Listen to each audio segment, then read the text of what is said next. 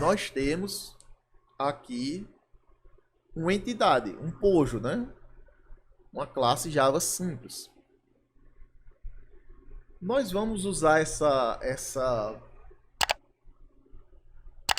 classe para fazer o mapeamento objeto relacional e vamos criar um repositório para que a gente consiga fazer algumas queries ou trazer alguns resultados do banco a partir dela, tá? Então, como é que eu converto uma classe Java em uma entidade JPA? No início da minha classe, na assinatura da minha classe ali, eu vou simplesmente botar um entity, um arroba entity do Javax Persistence. Isso diz para o meu JPA que essa entidade, que essa classe agora é uma entidade gerenciada por ele. Ou seja, esse cara representa uma tabela no banco. Certo, mas Luiz, e se eu tiver as tabelas já criadas? Como é que eu faço? Ele tem diversas anotações que você pode usar que são úteis, tá? Uma delas é o table, que tem o name, certo? O atributo name dentro dela. O que é que o table diz? O table sinaliza para o JPA que essa classe aqui tem um nome específico no banco de dados. Ela é uma tabela com um nome específico, ela não tem esse mesmo nome no banco. Por exemplo, essa TB pessoa poderia ser essa pessoa poderia ser TB pessoa, certo? E a partir desse momento, quando eu faço isso, eu estou dizendo ao JPA que essa classe é uma entidade e que o nome dela no banco que eu estou explorando é TB pessoa, certo? Existe outra ferramenta também no banco de dados que são as sequences, certo? As sequences elas são usadas para gerar IDs automaticamente quando você faz inserts. O JPA ele tem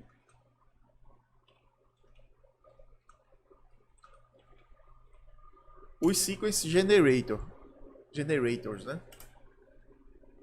Deixa eu pegar um pronto aqui, porque como é receita de bolo, eu não vou me estender muito fazendo isso, tá?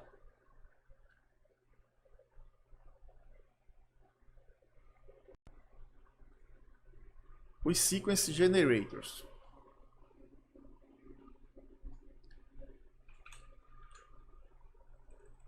Com essa estrutura, deixa eu colocar ela numa estrutura melhorzinha aqui. Você está vendo que é até uma sequência de outra coisa, né?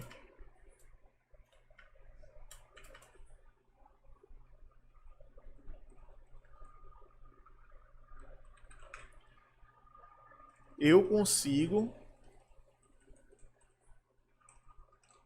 dizer ao JPA que ele vai usar uma sequence do banco. Ou seja, a partir desse momento, os meus IDs vão ser gerados a partir dessa sequência.